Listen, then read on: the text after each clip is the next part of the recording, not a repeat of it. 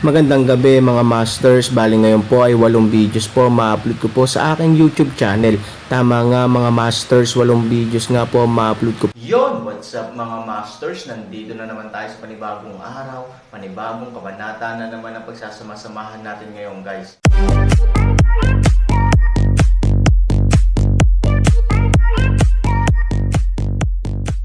Bali mga masters, kung bago ka pa lang po sa aking YouTube channel, please click the subscribe button, lalong-lalo na po yung notification bell guys, para maging connected pa rin tayo sa isa't isa at maging updated kayo sa mga susunod ko pang video. Bali mga masters, bago natin umpisahan ng kwento ay mag-shoutout po muna tayo para sa mga solid nating tagapakinig. Shoutout kay Mike Rambusan. Shoutout kay Mike Busran. Yun na nga mga masters, no? Bali hindi na ito patagalin. In 3, 2, 1, let's go!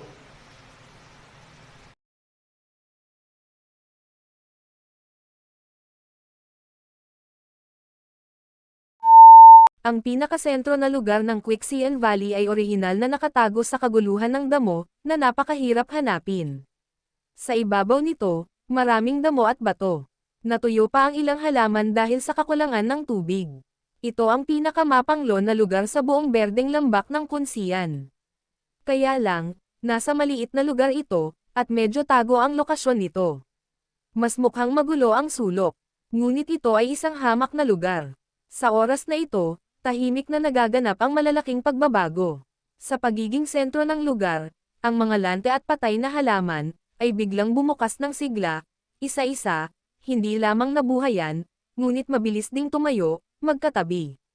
Ang mga bulaklak at mga puno sa paligid nito ay nalalanta at namamatay sa parehong bilis, at kumakalat patungo sa paligid ng paunti-unti.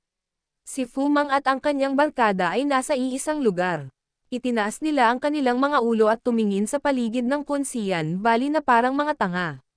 Dam, anong nangyayari dyan? Hindi pa ba tapos si Kunlongshan? Paano iyon? Nagtatakang tanong ni Fumang. Well, ilan sa mga self-righteous na taong iyon ang hindi hayop sa pananamit? Malinaw, ang mga taong iyon ay dapat na inilapag ang nakulong na Dragon Mountain, ngunit sila ay nakipaglaban dahil sa hindi pantay na pamamahagi ng mga ninakaw na kalakal. Ang mga salita ng tula ay nagsasalita ng may paghamak. Tulong na umalis upang tumango, ang ganitong uri ng pangyayari ay talagang malamang na lumitaw. Kung may panloob na pakikibaka, kitang-kita na ang kanilang tunay na Diyos ay sumapi rin dito. Bagamat 4 na araw na ang pagsabog, halos mapunit ang kalangitan, ngunit ang ilang hininga ay napakalakas, hindi tulad ng mga ordinaryong eksperto na maaaring magpalaya kay Bai Xiaosheng nakakunot ang noo at sinabing, tingnan mo itong hininga. Napakalakas nito. Kahit nandito tayo, ramdam natin ang momentum nito. Dapat talaga itong banal na kapangyarihan na maaaring palayain ng tunay na Diyos. Mukhang tama ang hula ni Shio. Ang mga lalaking ito ay dapat na nangangagat ng mga aso. Iangat mo ang bulong. Haha, kung ang aso ay nakagat ng aso, ito ay kahanga-hanga. Dapat natin silang pasayahin. Nang marinig ni Fumang ang paliwanag na ito, natuwa siya. Okay ka lang, pero napansin mo ba na hindi lang 2 makapangyarihang divine powers, kundi 3. Sa loob ng maraming araw, Lin Long, na sa wakas ay nakabawi, sumimangot at mahinang sinabi. Sa sandaling pinaalalahanan sila ni Lin Long, napansin nila na sa 2 kapangyarihan, may isa pa na may napakalakas na enerhiya na nakabalot lamang ng ginto sa itim, na naging dahilan upang hindi makita minsan ito parang napakahirap na matagpuan kahit sa lugar ng pagsabog. Enerhiya ba ito? Mahirap o hindi? Darating ba ang mga tao sa masamang paraan? Kailan nagkaroon ng ganoong kalakas na Panginoon ang mga tao sa masamang paraan? Nagkatinginan ang isang grupo ng mga tao. Kung may mga ganyang eksperto sa magic na paraan, sa kahalatang hindi magtatagal ang araw ng pagbabalik ng Magic Way. Siguro noon, si Fumang at Bai Xiaosheng ay kinukutya ang masasamang tao, ngunit ngayon, hindi na.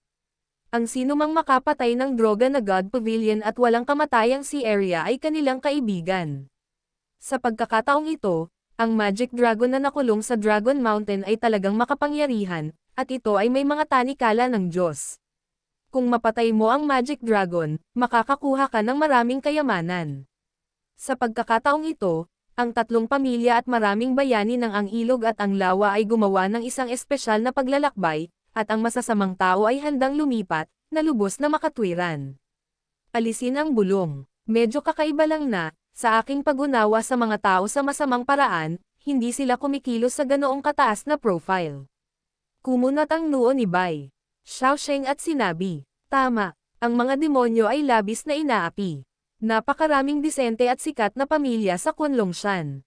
Kung ako sila, kahit na interesado ako sa kayamanan dito, tiyak na tatambangan ako doon at maghihintay ng pagkakataong umatake ng mag-isa. Sumang-ayon si Fu Li sa opinyon ni Bai Xiaosheng at mahinang sinabi. Ngunit ang napakalakas na enerhiya na iyon ay talagang kapangyarihan ng mga demonyo. Siguro ang mga demonyo ay naging mga Panginoon at may ambisyon. Tulungan si Mang at Daan. Hindi alam ni Fu Mang at ng iba pa na ang masamang espiritong ito ay hindi mula sa ibang mga demonyo, ngunit Aaron na kanilang iniisip. Anong gagawin natin ngayon? Walang bakas ng asawa ng leader ng alyansa sa malapit, walang magawang sabi ni Shio. Itinaas ni Fu Mang ang kanyang mga mata at tumingin kay Bai Xiaosheng, naghihintay ng kanyang sagot. Bumulong si Bai Xiaosheng at tumingin dito. Hindi niya alam kung ano ang gagawin saglit. Gusto niya talagang pumunta at makita ang excitement. Kahit papaano ay masaya siyang makita ang mga tao sa Yaoshen Pavilion at walang kamatayang lugar sa dagat na pinatay. Ngunit alam din niya ang panganib ng nakaraan. Ang pinakamahalagang bagay ay ayaw niyang isuko ang pag-asa na ito kahit na hinanap niya ang buong inaantok na Fairy Valley at walang bakas ng ivory. Gayunpaman, nang mag-alinlangan at mag-isip si Bai Xiaosheng, sumimangot siya, ikaw. Itong paa, ikaw. Sa oras na ito, ang berdeng damo ay nalante ng walang kamalay-malay, na nagpapakita ng itim at pula na nasuyong lupa sa ilalim ng damo. Nang marinig ang mga salita ni Bai Xiaosheng at nakita ang gulat na ekspresyon ni Bai Xiaosheng, agad na tumingin ang gang. Hindi mahalaga kung hindi mo ito titignan. Ito ay isang sorpresa. Paano ito? Kanina lang, hindi ba maganda ngayon? Gulat na inilabas ni Fu Mang ang kanyang kutsilyo at maingat na tumingin sa paligid. Dahil sa biglaang pagbabago, kailangan niyang mag-ingat sa pilapil. Ngunit paanong may tao sa paligid? Deputy Leader, tumingin ka dyan. Sa gulat na sigaw ng isang alagad. Agad na dinala ni Bai Xiaosheng sa lawa ng ilog ang lahat ng tao upang tumingin sa kanyang direksyon. Nakita niyang walang pinagkaiba ang nakapalibot na lupa sa kanyang mga paa. Kasabay nito, ang berdeng damo sa labas ay nalalanta at kumakalat sa labas. Anong kalokohan ang nangyayari? Paano nangyari ito? Tumingin, iwasan mo ang kaibuturan ng iyong daliri, ang sentro ng muling pagsilang ng mga lantang damo, at hindi mo mapigilan.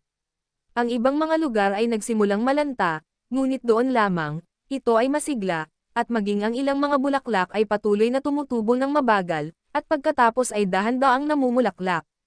Kakaiba. Ano ang nangyayari doon? Labis na nanlumo si Fu Mang, ngunit kasabay nito ay labis din siyang kinabahan, nalalanta kung saan-saan, ngunit habang tumatagal at lumalakas doon, ano ang problema?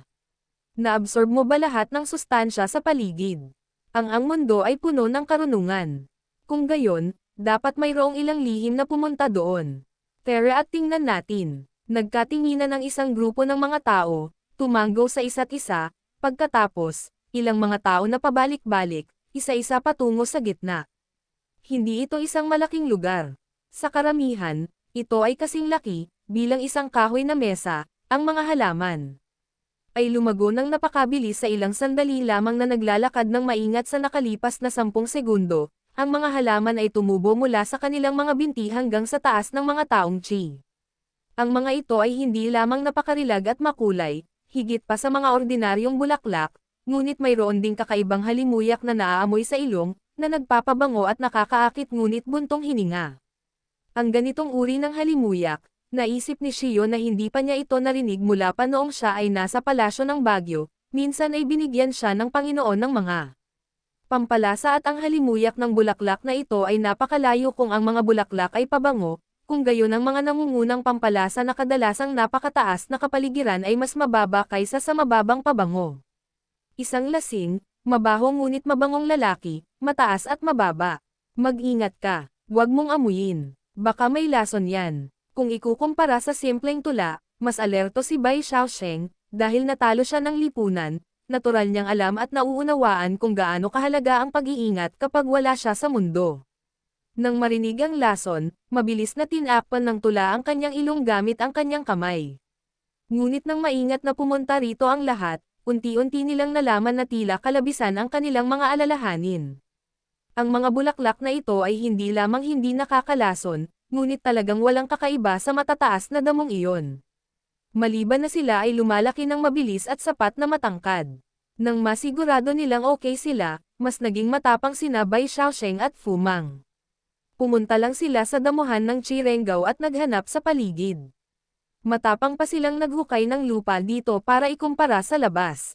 Tulad ng dalawang gisantes, nakakatuwang isipin na kahit nasaan man ito, walang pagkakaiba sa pagitan nito at maging sa dibdib. Ito ay kakaiba, ang lupa ay parehong lupa, ang lugar ay iisang lugar, ngunit bakit ang mga halaman ay nalulante sa labas, ngunit habang tumatagal, mas masigla ito dito. It's so wonderful. Can we meet this kind of situation? Totoo naman na may mga kababalaghan sa mundo.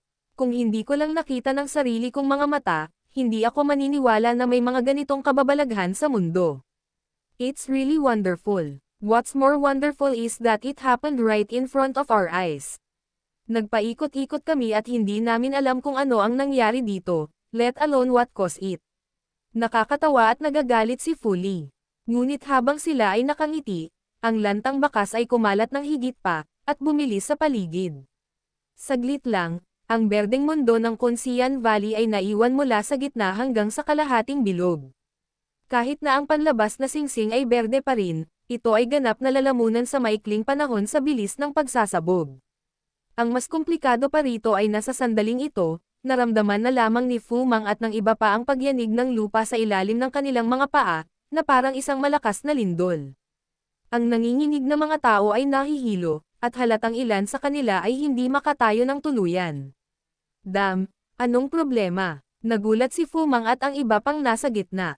Sa oras na ito, ang Aaron, na nasa panlabas na bilog, ay lumalaban ng higit at mas matinding. Hindi nila napansin na papalapit na sa kanila ang lantang estado. Kahit na tumingin ang lahat sa loob ng kaunti, makikita nila na. Yun na nga mga masters, no? Bali panibagong kabanata na naman yung natapos natin ngayong gabi. Muli, maraming salamat po.